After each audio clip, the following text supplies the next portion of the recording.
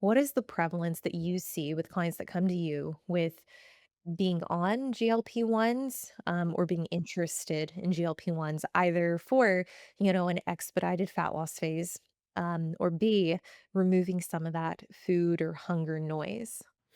Yeah, so the GLP-1 thing's evolving pretty quickly too, because there's also a lot of there's newer classes of them that are coming out that are multi-mechanism, that are GLP-1s and GIPs, and they have, two or three different, because we started with kind of semaglutide, Ozempic is where we started, and then Tirzepatide, and then we have a few newer ones. We have a few newer ones that are coming into play now that are multi-mechanism. So I'm again, like I said earlier, I'm not really anti anything. I think I'm very much just context, what is the context? I am not someone that's going to go online and just preach about how bad GLP-1s are or how good GLP-1s are, because there's a context where most things can make sense. Um with where they're originally designed, their diabetes treatments a lot of the time is what they were. So they're aspects of blood glucose control and even maybe some inflammatory reduction with some people. So especially when you're looking really overweight people, so that would be a demographic. You end up with this kind of phenomenon of leptin resistance where the with leptin levels, or this fat burning hormone, it generally goes up as you eat more food and gain and have more body fat, right? And it goes down as you're leaner and underfed. But if you there's a threshold in there somewhere where if you get too overweight, where maybe you have the leptin, but your body's very resistant to it, right? So resistant to the leptin that you have. So you have leptin resistance. And there's normally there'll be issues with ghrelin levels as well. So it's like a weird thing where if anyone's a bodybuilder and they've went into an off season, they went really deep into the food and they're like, I don't want to touch food ever again in my life. This sounds gross. I've been in that place a lot of times, like zero hunger, the palatability of everything is off, and you're like, ew, that's gross. But then you see, I always use the example of My 600 Pound Life, the show that's on TV. How could you be so overweight, but yet want to eat all the time? Mechanistically, that doesn't really make sense, right? When you listen to what I just said, like that doesn't make sense. You would think you would be totally disgusted by food at that point. But they reach that point where they become really leptin resistant, and so there is a lot of urge to eat despite being really overweight. So you use the word food noise. That could be a potential method to reduce that food noise with people, is a GLP. So the and of course it reduces hunger mainly because it's decreasing or slowing some gastric motility. um Obvious downside, slows gastric motility. So what is that potentially going to do? Well, if you are someone that has various GI issues, or you have slow gastric motility already, could be for a number of reasons, you can imagine how that might exacerbate that issue even further. And that's probably why, and this is a dose dependent thing too. And that's probably why we've seen some of these crazy stories where people are having like stomach paralysis and just wild side effects and gastrointestinal issues with it.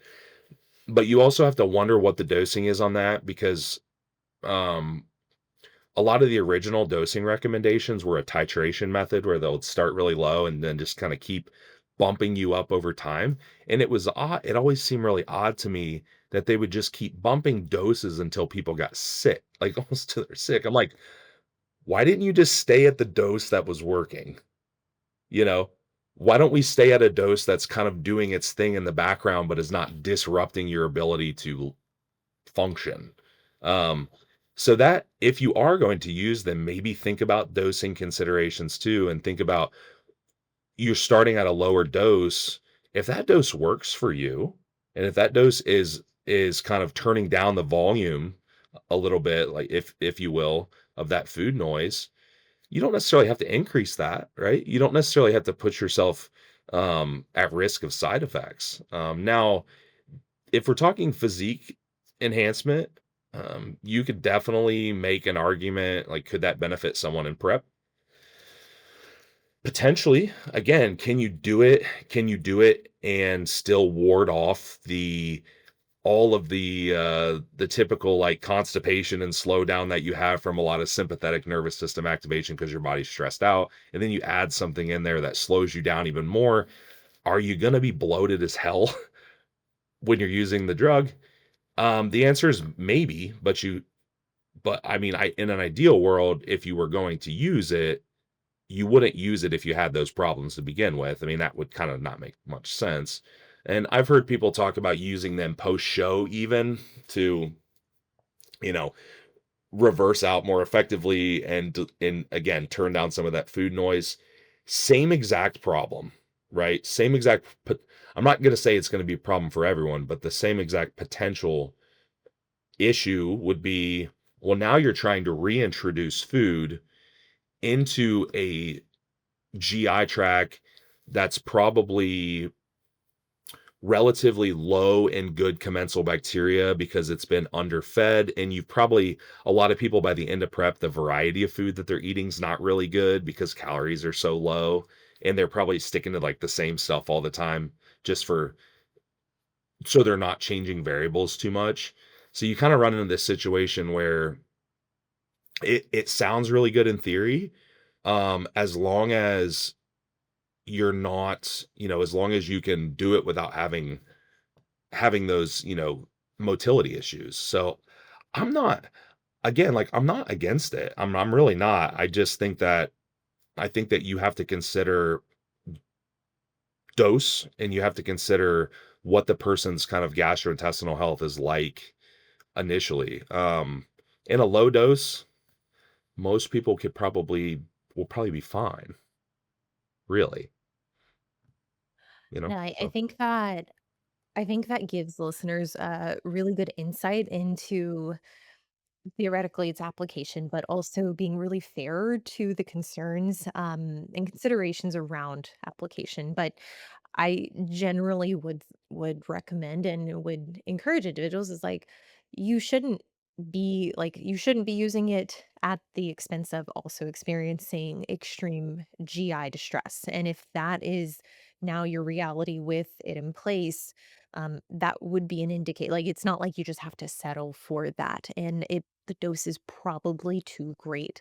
Um, I think with some of these other ones that are coming out that mechanistically, are a little more advanced than semaglutide, I think it's important to have some kind of professional monitor you if you're going to use it because a lot of times what I run into is individuals have already started it and they come to me, they're like, hey, like I have this in place, not willing to remove it.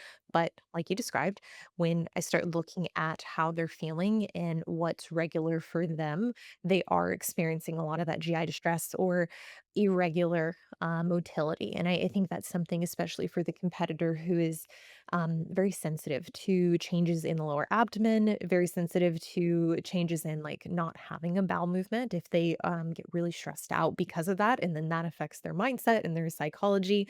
And later in the week, they're, kinda wound up because they're like, "Well, I only went to the bathroom 3 times this week." It's like, well, we really have to consider, like, yes, this could be allowing you to be in a greater deficit, sure, but is it also causing mental and physical distress? And long term, if you're just going to have it in place, what does this lead to? What does this put you at risk for? Because I think for a lot of individuals, they're looking at the benefits, but not really considering the effects. Because when you look at individuals who are susceptible or predisposed, they have comorbidities that would lend to pancreatitis, gallbladders, gallbladder. I'm blanking right now.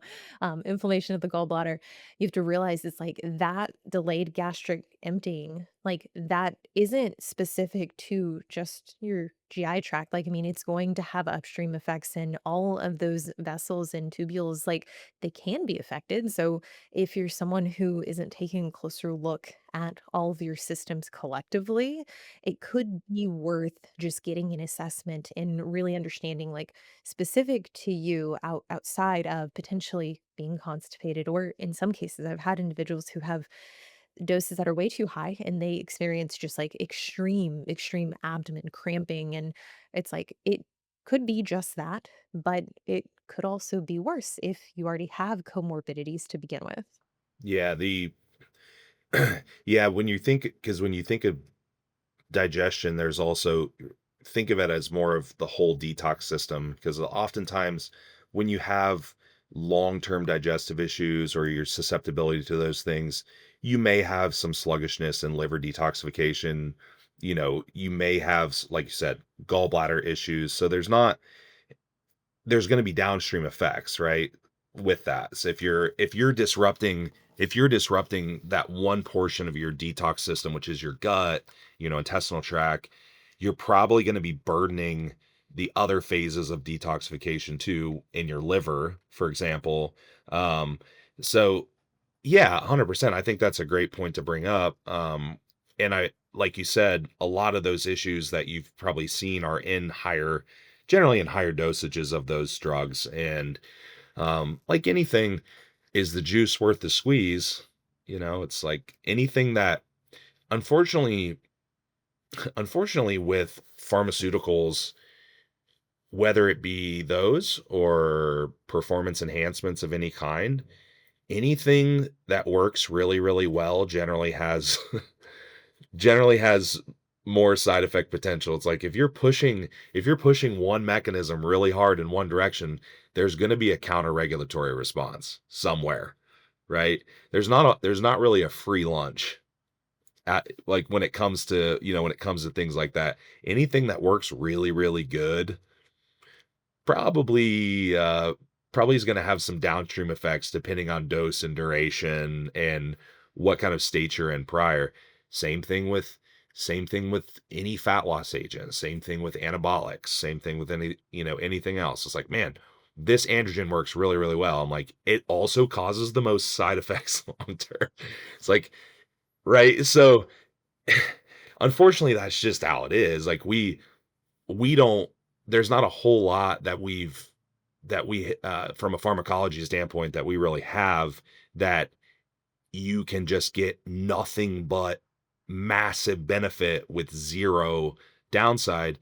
Most of the things that have very little downside are probably working more subtly, right? There's things that are beneficial, that probably have more of a subtle response, but anything that's like, you think of a GLP-1, taking a drug that if you had never taken a GLP-1 and you just started at the high dose, like a higher dose, it would probably wreck you. That is a powerful drug. Something that can literally just cause you to not poop for a week and wreck your stomach and just not and stop the whole process of peristalsis in the stomach where everything's moving through. I mean, that's a pretty it's like a pretty powerful drug, right? You can't imagine that that's gonna come without some type of side effects if you're not careful.